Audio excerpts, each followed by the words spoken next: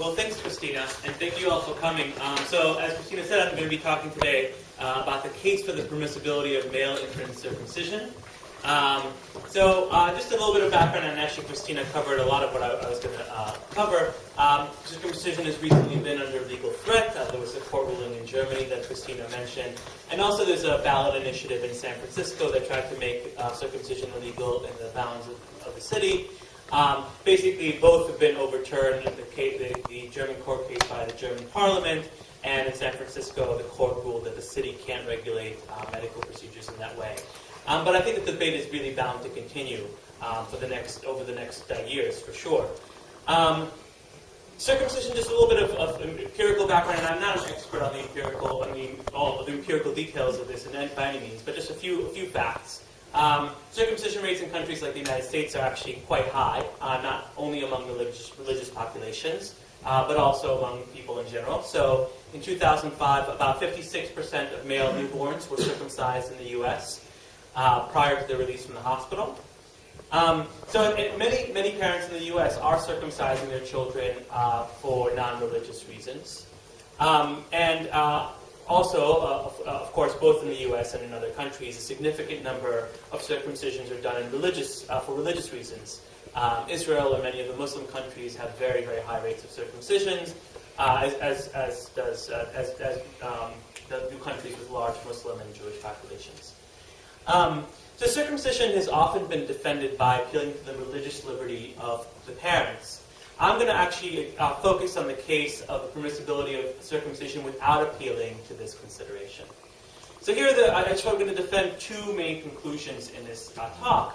The first is that any analysis of circumcision must involve a careful balancing of the interests of the child, rather than simply an appeal to rights. And actually the court case that Christina was talking about, if you actually read the court case, really it talks about the rights of the child, and it doesn't talk a lot about the various interests the child has and various health consequences, etc. It really appeals to rights, and I want to argue that that's actually a mistake.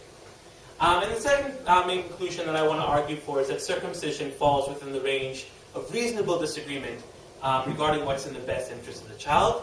And I think that that's true in the secular case, in the case of parents who aren't circumcising their child for religious reasons.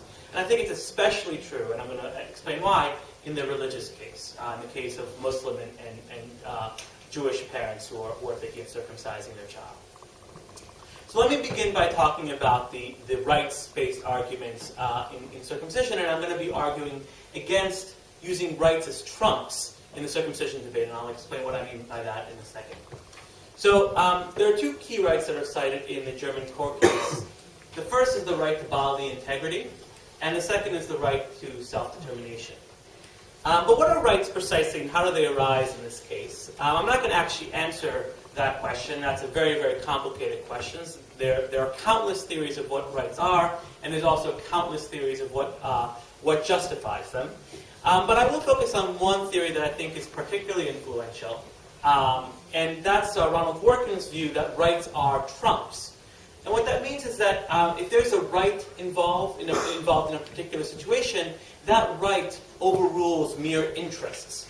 So the mere interests that the parents have to, you might argue that the parents only have an interest in raising their child in a particular way, and if you show that the child has a right, that right is going to trump that interest. More generally, if there's a right in a situation, it trumps considerations of broader social welfare, and I'll give a couple examples of that in a moment. So if the child, in the circumcision case, has the right to bodily integrity, that in a sense can foreclose the debate unless you can show that there are other rights involved. And I think that this is a mistake, basically. So let me start by focusing on the right to bodily integrity. So let me ask you, the audience, a question. Would you cut off one person's arm in order to save 100,000 people from the common cold? From just one instance of the common cold? How many people would cut off a person's arm in order to save 100,000 people from the common cold? Show of hands. Anybody who wants to do this? Okay. And actually, if I increase this, this is the kind of thought experiment that philosophers love to do, right? And if I increase this number from 100,000 to a higher number, I would imagine that most people in the room still wouldn't raise their hands.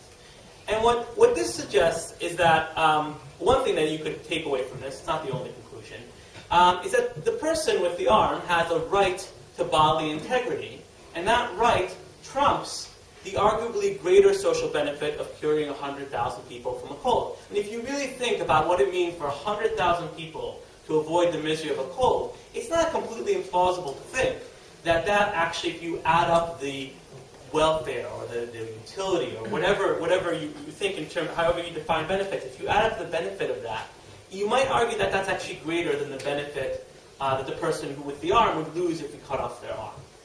Especially if I increase this number. And then it seems like it would be wrong to cut off the person's arm to save 100,000 people from a cold. And one reason why that might be is that there might be a right, understood as a trump in this case, to bodily integrity.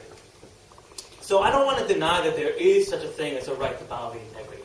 But what I'm going to try to argue is that it's not going to apply to the baby. And let me explain why that is.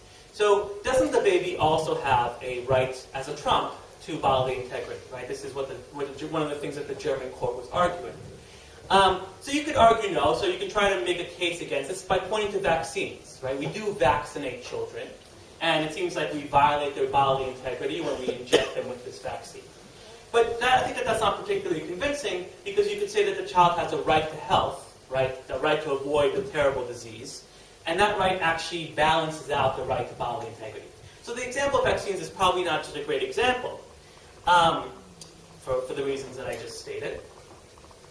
But let's think about the following example. Think about the case of cleft lips.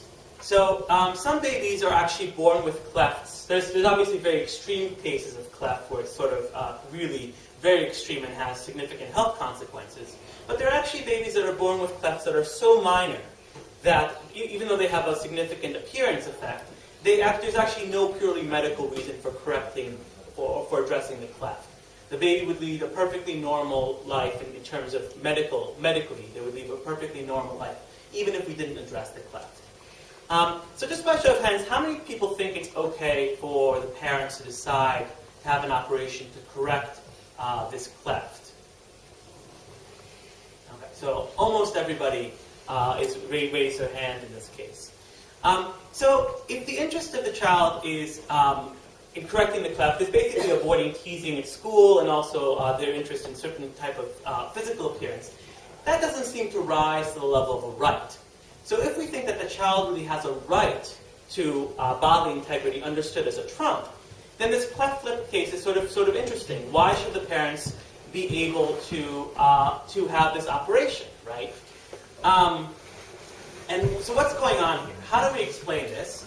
Well, what I'm going to suggest is that the right to bodily integrity is fundamentally a right against having our bodies used as a social resource, as having our bodies used as means for benefiting others. So in the case of cutting off a person's arms to cure 100,000 people from a cold, the body is sort of used to create a kind of social benefit. And in this case, I think there's actually a strong case to make that no, we have a right, understood as a trump, to a bodily integrity when society tries to use our bodies as a social resource. But what's interesting in the case of the circumcision is that the parents aren't saying, I want to use the infant's body in any way as a social resource. Rather, they're saying we want to perform this operation for the child's own good, right? And so when and of course it's controversial whether it's for the child's own good, but the point is when there's violations of bodily integrity ostensibly for the sake of the child himself, that's not a case where there's a right as a trump. The right as a trump is really a way of preventing people from being used as social resources, people's bodies from being used as social resources, and that's not what's happening in this debate. So I think applying this right to bodily integrity to this situation is really actually a mistake. So what's the upshot of this? Well, we can't just apply the appeal to the right of bodily integrity to shut down the debate. Instead, we're going to have to consider the interests of the child, right? We can't appeal to this right as a trump. Right. And I fully concede that one of the interests of the child is bodily integrity. What I'm denying is that bodily integrity is a right that can serve as a trump to all the other interest considerations that arise in the situation. So let me move on to the second right, which is the right to self-determination. That's the other main right that the court raises. And in fact, this is also a right that's familiar from the political philosophy literature. So here's a quote from actually my favorite political philosopher, John Stuart Mill. And this is from On Liberty. The only purpose for which a power can be rightfully exercised over any member of a civilized community against his will is to prevent harm to others. His own good, either physical or moral, is not a sufficient warrant. The only part of the conduct of anyone for which he is amenable to society is that which harms others. The part which merely concerns himself, his independence of right is absolute. Over himself, over his own body and mind, the individual is sovereign. So this, here Mill defends a very strong right to self-determination. Right? Unless you harm others, society cannot interfere with you, even for your own good, and even if other people think that this is something that they want for you to do or something that's good for you. You have a right to self-determination on Mill's view, and many political philosophers have developed Mill's arguments further. So why does a person have a right to self-determination? There's many answers to this question, but two reasons are that people have raised is that giving people a right to self-determination in this way provides a certain type of respect for their autonomous will, for their ability to give a law unto themselves, really, in this type of sort of Kantian way, or there's a lot of ways you can go with this. The second route that people have taken is that in general, sort of a different type of defense of the right to self-determination. In general, individuals know their own good better than anyone else. And so individuals should be able to choose what's done with their body and their life. As a general rule, the individual knows what's best for them better than the government, and so we should, unless a person is harming somebody else, we should let the person decide what's for their own good. So most political philosophers, I should say right away, actually reject an absolute right to self-determination. So you're forced to wear seatbelts. There's many reasons why you might be, but many people argue that you're forced to wear seatbelts for your own good, even if you don't want to, right? The government can force you to wear seatbelts. But even those political theories that reject paternalism, that really accept a strong right to self-determination, don't defend the right to self-determination when it comes to children. No one supports letting children making decisions for themselves always as a right. Nor does anybody, no political philosopher that I know of, insist on waiting until children reach majority for all of their decisions. And why not? Well, so let me give an example. So does punishing a child for refusing to do her maths homework violate her right to self-determination? Well, why not wait until she reaches majority, when she reaches 18, and then let her decide whether she wants to learn maths or not, right? I mean, doesn't she have a right to decide whether she wants to learn maths or not? Shouldn't we just wait? Well, the problem is that the cost of learning basic maths when you're 18 are much, much higher than the cost of learning basic maths when you're not, right? So if we can't actually give the child the same choice that's facing the parents, right? The choice of learning maths at 18 is very different than the choice of learning basic maths at 9. And so it's difficult to argue that the child always has a right to decide for herself when she reaches majority, even for decisions that are quite important. First of all, as a child, she doesn't have fully autonomous will. And second, forcing the parents to wait is not necessarily in the best interest of the child because the decisions at 18 are different than the decision at 9. And again, I would apply this to the case of circumcision. We just cannot give the infant the same choice that is currently facing the parents once he becomes an adult. Why not? Well, the costs of adult circumcision are just significantly higher than the cost of child circumcision. And the benefits are smaller in terms of some of the medical benefits, and I'll talk about that in a moment. So when you compare adult circumcision to child circumcision, the risks of medical complications are significantly higher. There's anticipatory dread, right? I mean, I was circumcised as a baby, so I wouldn't know this, but I would imagine if I had to be circumcised as an adult, there would be a couple weeks beforehand where I was really dreading the operation, and that would be quite unpleasant. There's disruption to life. You can't have sex or engage in any sexual activity for a long time. It's a significant operation, etc. There's a change to what you're used to that you don't have to deal with if you've always been circumcised, right? And all of these costs are much higher when you're an adult, basically, than when you're a child. So just like in the case of the maths example, we can't give the child the same choice that's facing the parent.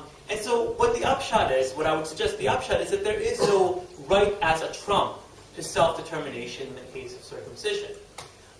Again, this suggests that we're going to need to carefully consider the interests of the child, including the child's significant interest in self-determination. I'm not saying that the child does not have an interest in self-determination. What I'm saying is we can't just say the child has a right to self-determination. That's the end of the debate, right? And actually, I think what the German court did is it did consider the right of the parents to religious liberty briefly, but it just basically said that was really the only consideration that's weighing against these two rights, the right to bodily integrity and the right to self-determination. And what I'm trying to argue is that we should understand these as interests, but not as rights, where rights are understood as trumps. So if we're not going to look into rights as trumps, we're going to have to actually analyze the interests of the child in this case. And so let me give a quick summary of what I see as the main interests of the child in this case, although this is not an exhaustive list. This is really the list that I'm going to focus on today. If we circumcise the infant boy, we're going to have a violation of the child's interest in bodily integrity. We're going to have a violation of their interest in self-determination. We're going to have possibly an expected slight decline in sexual pleasure, and I put that as a question mark, both because it's empirically unclear if that's going to happen, and also because I'm not 100% sure that that's a cost, but I'll talk about that in a moment. We have pain, and that's important, but it's much less significant if anesthesia is used, which I fully advocate. There's also risks of medical complication if we have circumcision, from the circumcision, as well as an increase in urethritis. I hope I'm pronouncing that correctly. I'm not a medical expert. If we don't circumcise, what about if we don't circumcise the infant boy? Well, there's a long list of, well, not a long list, but a list of significant, very serious medical problems that you basically have a smaller chance of if you're circumcised. And this is controversial, but this is what I take to be, at least some people agree that this is true in the medical literature. There's HIV. People are sort of familiar with the benefits of circumcision in terms of sexually transmitted diseases. It's sort of still an ongoing literature, but there's certainly evidence that suggests that this is true. Genital ulcer disease, and actually quite significantly, severe forms of penile cancer are much, much less common in circumcised boys versus non-circumcised boys. There's also a slight increase in minor medical problems, urinary tract infections, etc. But you can actually solve most of those with proper hygiene. Of course, not everybody practices proper hygiene, so this is a problem.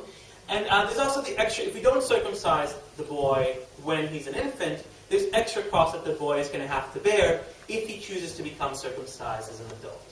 And I've talked about why adult circumcision is more costly in various ways than child circumcision.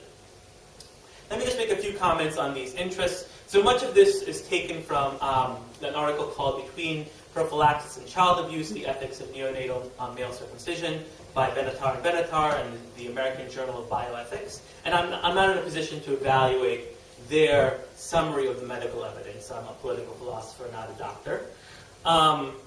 Also, I should say that one really important interest that I think was left off the list is the child's interest in looking like others. His peers, his father. This is an important interest, but I think it's going to differ in different countries, and also it's going to actually depend itself on the policy we take towards circumcision. And so, for a variety of reasons, I think we can actually do most of the analysis even leaving this out, but I'm happy to talk about it more in question and answer. So, before I get to try to balancing these interests, there's a natural question that might come up, which is, look, why don't we just look at what adults do once they're adults and use that as a guide to telling us whether it's in the best interest of the child to become circumcised? And actually, if you look at the figures, if you look at a place like Finland or other European countries without a large Jewish or Muslim population, there's a relatively small percentage of those who are not circumcised as children who become circumcised as adults. Now, the figures vary fairly widely, but something around between basically 1% and 7% seems to be the consensus that I found in my research.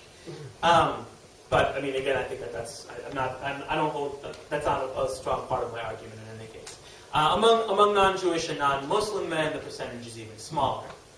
And so doesn't this suggest, right, if so many adults are not getting circumcised, doesn't this suggest that circumcision is not really in the child's best interest? If people who are fully rational don't decide to do it. I don't think so. I don't think that this really is strong evidence for us. Again, the first reason is, again, the cost of adult circumcision are just much higher than the cost of infant circumcision. Also, I think that many adults have a profound lack of information about the benefits and costs of circumcision. And then there's also a wide variety of biases. So if you're not circumcised, and you're sort of, you come to this lecture and you're like, oh, there's a risk of penile cancer. There's a large status quo bias that psychologists have studied for a long time. There's a kind of present bias that psychologists have also studied. The costs of addressing the problem are very much in the present. The benefits in terms of reducing your risk of penile cancer are very much in the future and very much uncertain. And so there's a lot of biases that arise in this decision. And so for all of these reasons, I don't think we can say, look, adults aren't being circumcised, therefore it must not be in the best interest of the child. I think we're going to have to, fortunately or unfortunately, depending on what you said, we're going to have to evaluate the child's interests ourselves.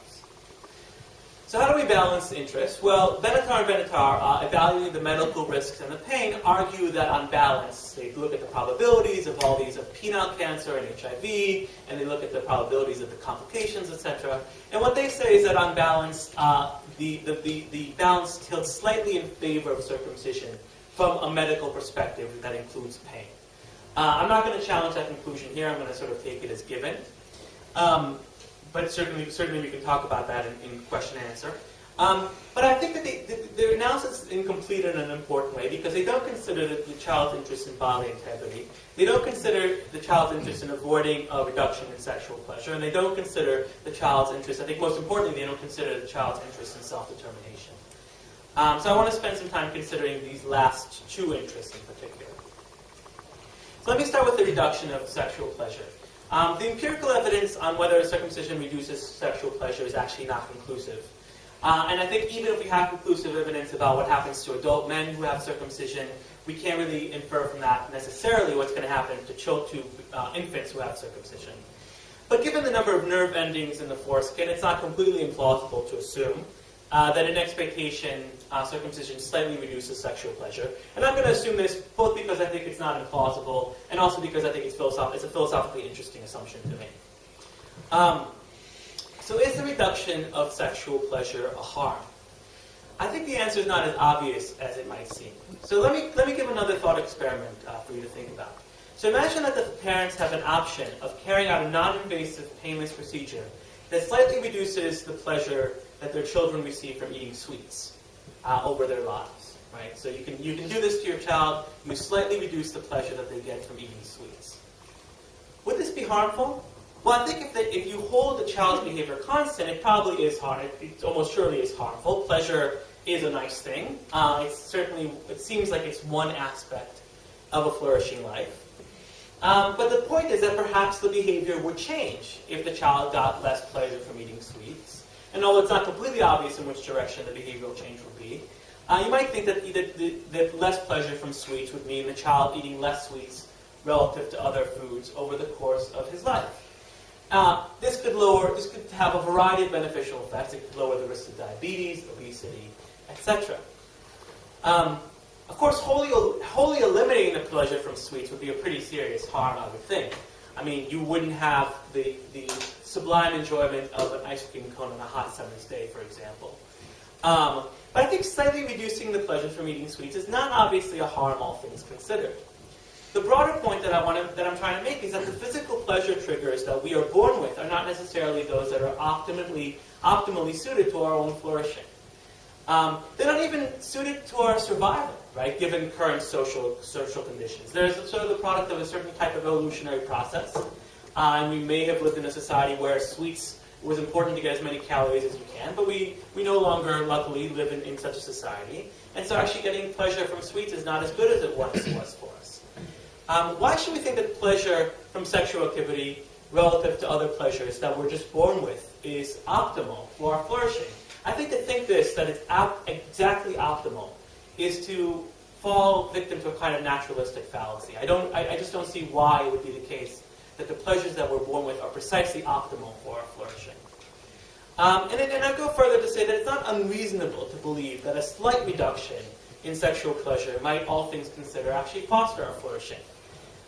So Maimonides, a famous Jewish scholar, argued that circumcision reduces excessive lust in a way that's conducive to a life of Aristotelian moderation. This is in the Guide to the Perplexed. I'm not sure what I think about this, but I think that it's not unreasonable to have this kind of view, basically. I should say that the evidence on the behavioral effects of circumcision is certainly not conclusive. But again, I just don't think it's obviously unreasonable to think that a slight reduction in sexual pleasure will actually be better for the child's flourishing, all things considered. Given how high sexual pleasure is on our list of pleasures, given evolution, it's not surprising that this is a really high pleasure, right, relative to other pleasures. And it's not clear to me that it's actually optimal for our flourishing. Okay, let me turn next to the interest in self-determination, which I think is actually the more important interest. So you might think that the key argument is not the sexual pleasure argument, but rather that the child should be able to decide for himself, right, what's to be done with his penis, right? It's a very sort of simple and straightforward argument, right? This is a key part of your body.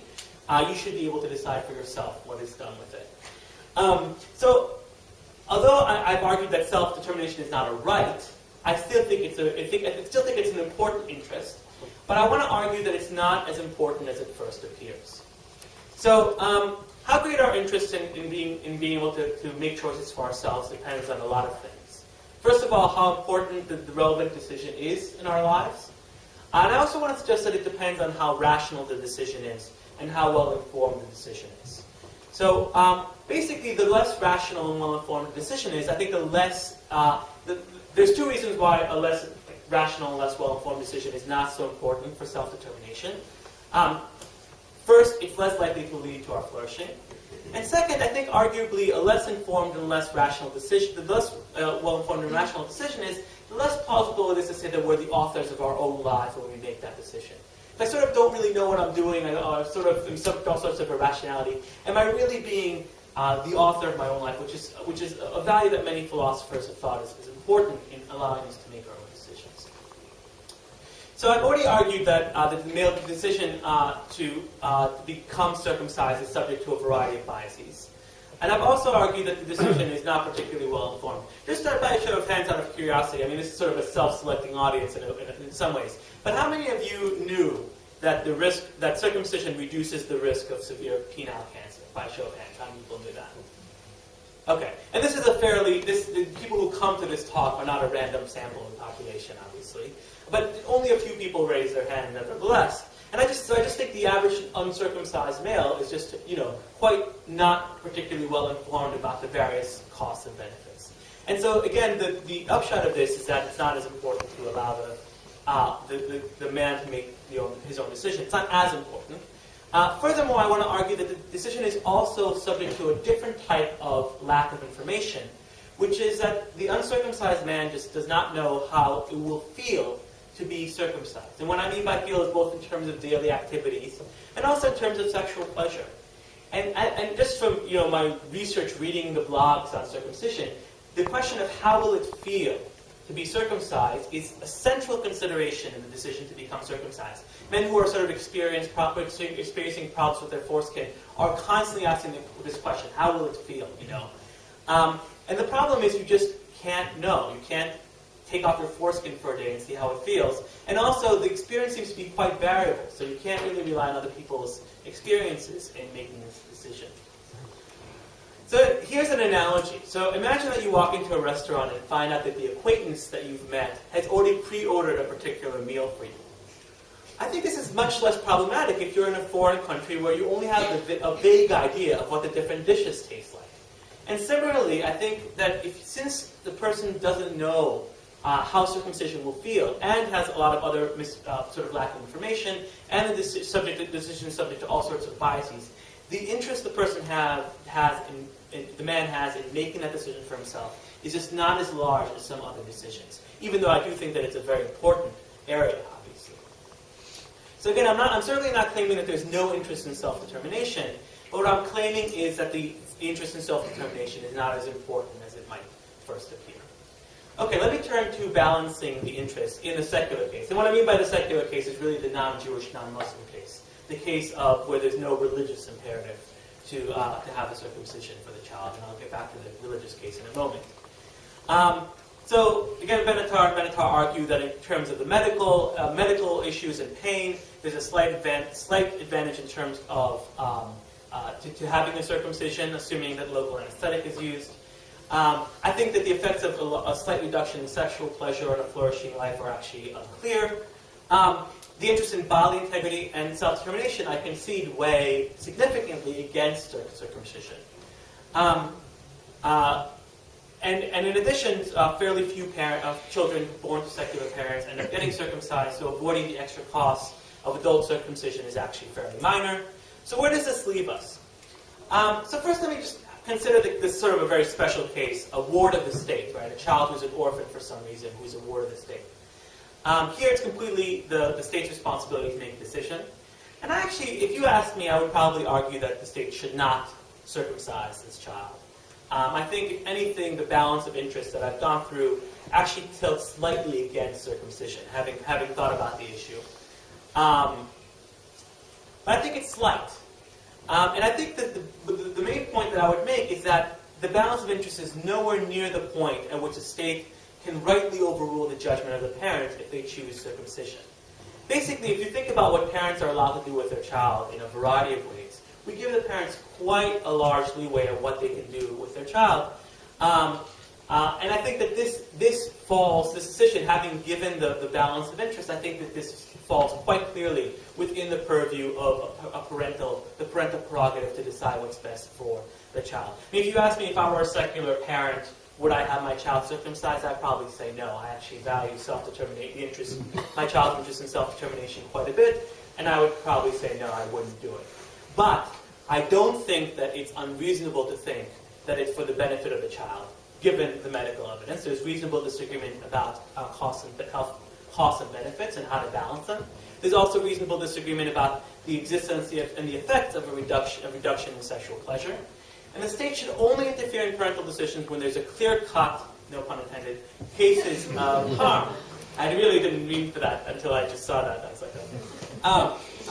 On balance, circumcision may well be, circumcision may well not be in the best interest of the secular child. But the balance seems to me to be clearly in the realm of reasonable disagreement, given all the uncertainties that I've talked about. Not only uncertainties about the health benefits and costs, but also the uncertainties about how to balance those benefits relative to other considerations. Thus, I think it would be, even in the case of the secular child, it would be wrong for the state to outlaw circumcision. Let me now turn to the case of the Jewish or Muslim boy, and to talking about that. Because I think there's a very important set of differences in the case of the Jewish and Muslim boy that doesn't actually have to do with the parents' right to exercise of their religious freedom. So how does the balance change in the religious case? Again, I'm not going to consider the parents' religious freedom. And there's actually a lot of really interesting issues if you sort of start thinking about this that arise, right? You might imagine that for some children, making circumcision illegal will force the practice underground, where it's less safe, right? This is a similar argument to what's made in the abortion debate. I think that's a really interesting factor to consider, and it's certainly not implausible to me that would happen, which would make the circumcision even less safe than it is. You might also think of a case where the parents would actually leave the society, and if you're really thinking about the interest of the child, what kind of effects it might have on a child when their parents are forced to leave the society in order to avoid a ban on circumcision. I think that that's an interesting case to think about, even if it only might affect a small number of children. But I'm not going to focus on those issues, actually. Instead, I want to focus on a different key point, which I think is really important, and I haven't seen it enough in the literature. And this is the key point, I think. the Jewish or Muslim child, the child of Jewish or Muslim parents, is much more likely than the secular child to choose to become circumcised as an adult if he's. This is just a fact. It's sort of complicated to get figures, and it depends on what kind of Judaism you mean, what kind of Islam do you mean. But it's a general fact that children who grow up in a particular religion most of them stay in that particular religion. And actually furthermore, circumcision is actually quite central in Islam and is incredibly central in Judaism.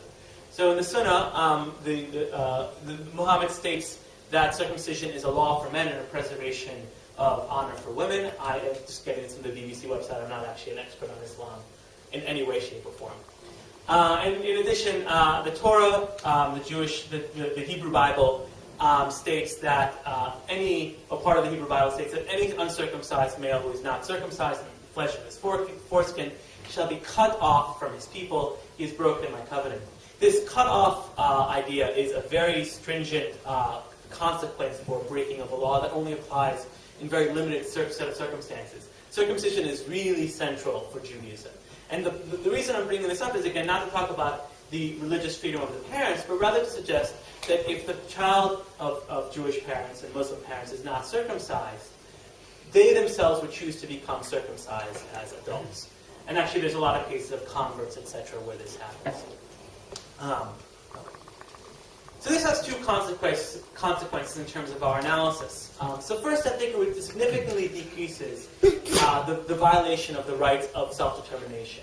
So basically, the more likely you are to choose A over B, the less I violate your interest in self-determination when I choose option A for you. Of course, people actually do have an interest in making the choice for themselves. I mean, I don't deny that. But what I'm arguing is that if you're gonna choose the chicken parmesan anyway, if I know you and I know that you're 99% sure to choose a chicken parmesan, it's not as much of a violation of your interest in self-determination as in the case where I don't know what you're going to pick. If I basically pre-order that for you. And the second way that it changes the calculus is that the expected value of the reduction and the additional cost of adult circumcision are much higher.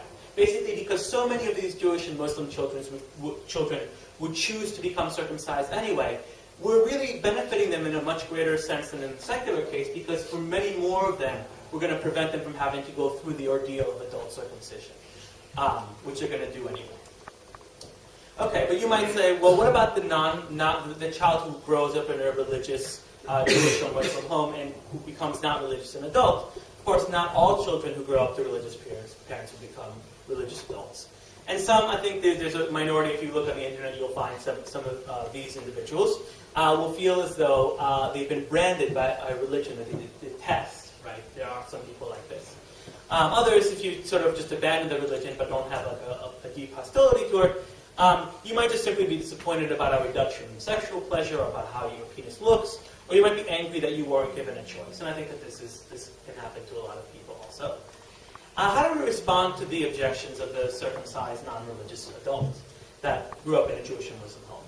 Well, I think that what we would say is, look, it was just much more likely that you, as a child, would have turned out to be religious. And if that were the case, we would have saved you, if you had turned out to be religious, we would have saved you a lot of pain and suffering by allowing you to be circumcised as a baby. And so the state, I think, can say that, look, it acted in like your best interest at the time. Although, admittedly, for you in particular, it turned out to not be in your best interest to have having been circumcised. Notice, I think that it's important to make a really important note here, which is, I don't think as a general matter, it's not okay to sacrifice the key interests of one person to save others, even a significant cost. Right? Remember the case of cutting off the arm of one person to save 10,000 people, 100,000 people from getting a cold. Generally, you can't really do this. But the key thing to note here is that the costs and benefits don't accrue to different individuals in this case. From the perspective of the state, from the perspective when we're making the decision, the different costs and benefits are costs and benefits to accrue to possible future selves of the same person. Right? It's not like we're going to circumcise you in order to save, another, 10 people sort of the pain of adult circumcision that they otherwise would